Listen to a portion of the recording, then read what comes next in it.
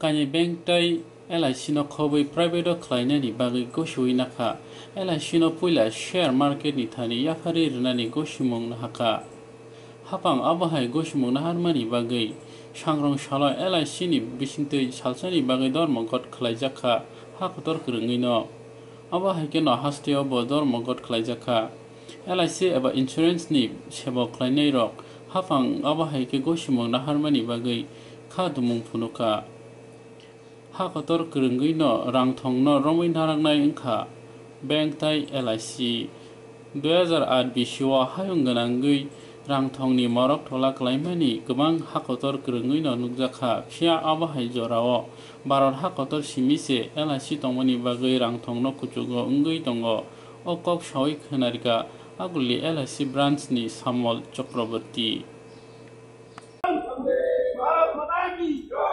भारत माता की जय पे करेंगे काम हम करेंगे पूरे का SBIW अमर रहे SBIW अमर रहे SBIW अमर रहे सामाजिक भूमिका रहे আমরা কেন্দ্রীয় সরকারের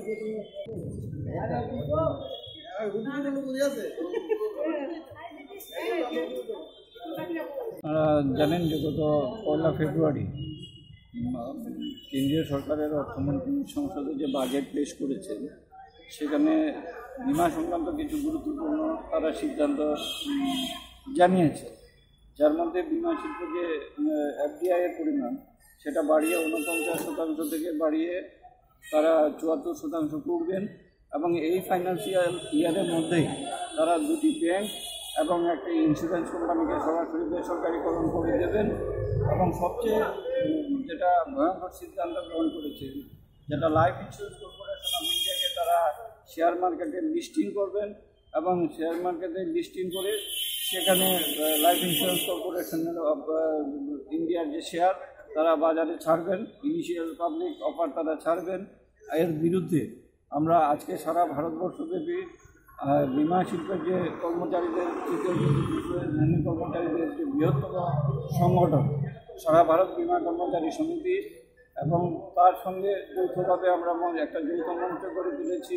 আমরা class 1 officers federation, LIC class 1 officers federation এবং আমাদের ডেভেলপমেন্ট অফিসারদের যে organisation national federation of insurance field workers of India তাদের যে যৌথ মঞ্চ এসেছে এই যৌথ মঞ্চের সিদ্ধান্ত অনুযায়ী আজকে আমরা এই ধর্মঘটে যাচ্ছি।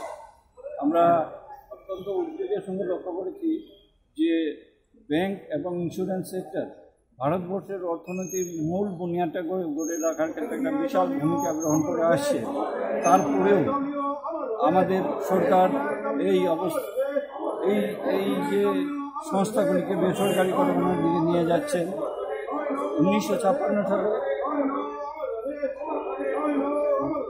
1956 সালে মাত্র 5 কোটি টাকা মূলধন নিয়ে life insurance corporation of India তার যাত্রা শুরু করেছে। সেই কোম্পানির আজকের মোট সম্পদের পরিমাণ এসে দাঁড়িয়েছে 32 লক্ষ কোটি টাকা এবং তার লাইফ ফান্ড 31 লক্ষ কোটি টাকা ছাড়িয়ে গেছে।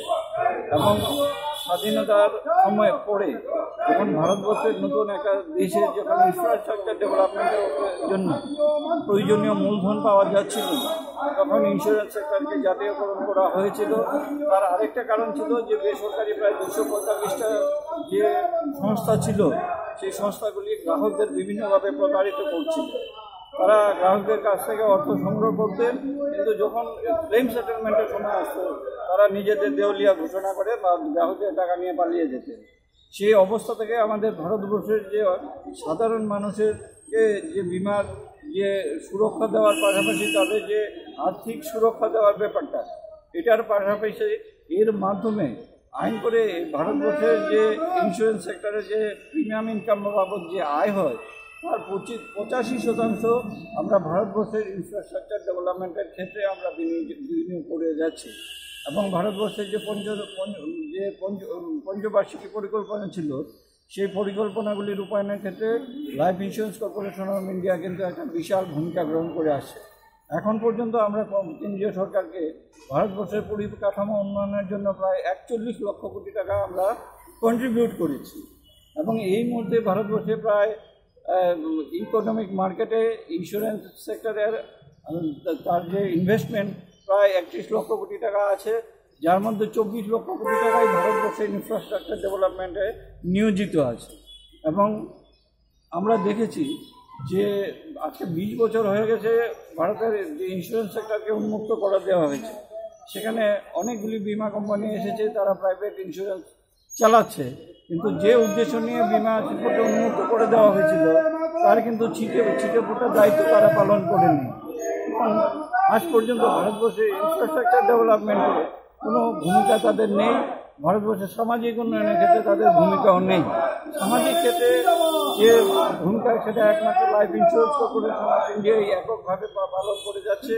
এবং আমাদের যে 40 কোটি গ্রাহক আছে, সেই গ্রাহকদের যে আর্থিক নিরাপত্তাও কিন্তু একমাত্র লাইফ ইন্স্যুরেন্স কর্পোরেশনই দিতে পারে। স্বাভাবিকভাবেই এরকম একটা শিল্পকে যদি বেসরকারিকরণ করা হয়, স্বাভাবিক যারা এখানে বিনিয়োগ করবেন তারা ইন্স্যুরেন্স সেক্টরের যে 32 লক্ষ কোটি টাকার যে বিশাল সম্পদ, এই সম্পদে তারা ভাগ বসাবে এবং এই সম্পদটাকে তারা বিদেশে পাচার করে দেওয়ার চেষ্টা করবে। আমরা এই যে আত্মঘাতী সিদ্ধান্ত, এই সিদ্ধান্ত গ্রহণ করার জন্য কেন্দ্রীয় সরকারের কাছে আহ্বান জানাচ্ছি এবং এই সিদ্ধান্তের বিরুদ্ধে আজকে আমরা ধর্মঘটে যাচ্ছি। এবং আমরা আশা করছি যদি কেন্দ্রীয় সরকার এর থেকে কোনো শিক্ষা গ্রহণ না করেন তাহলে আগামী দিনে আমরা আরও বৃহত্তর আন্দোলনে যাব। ইতিমধ্যেই ভারতবর্ষের প্রায় সমস্ত অংশের শ্রমিক কর্মচারীরা কিন্তু আমাদের এই ব্যাংক এবং ইন্স্যুরেন্স সেক্টরের যে আন্দোলন তার পাশে এসে দাঁড়িয়েছেন। আপনি এভিয়েশন সেক্টর বলুন, টেলিকম সেক্টর বলুন, কোল ইন্ডিয়া, অয়েল ইন্ডিয়া সহ অর্ডিন্যান্স ফ্যাক্টরি, সমস্ত সংগঠনগুলি কিন্তু আমাদের পাশে এসে দাঁড়িয়েছে। সমস্ত সেন্ট্রাল ট্রেড ইউনিয়নগুলি আমাদের পাশে এসে দাঁড়িয়েছে এবং 500টির বেশি যে সংগঠন নিয়ে যে একটি সংযুক্ত কৃষক মোর্চা, তারাও আমাদের সামনে এসে দাঁড়িয়েছে। এবং গত 2-3 দিন আগে আমরা বার্তা পেয়েছি যে ওয়ার্ল্ড ট্রেড ইউনিয়ন ফোরাম যেটা আছে, তারাও ভারতবর্ষের এই ব্যাংক এবং ইন্স্যুরেন্স সেক্টরের এই শ্রমিক কর্মচারীদের এই আন্দোলনের পাশে এসে দাঁড়িয়েছেন।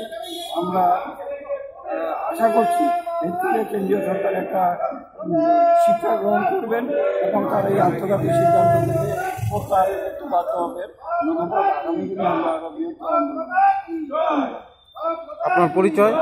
আমার নাম শ্যামল চক্রবর্তী, শিলচর ডিভিশন ইন্স্যুরেন্স অ্যাসোসিয়েশনের ভাইস প্রেসিডেন্ট এবং আমাদের আগরতলা ইউনিটের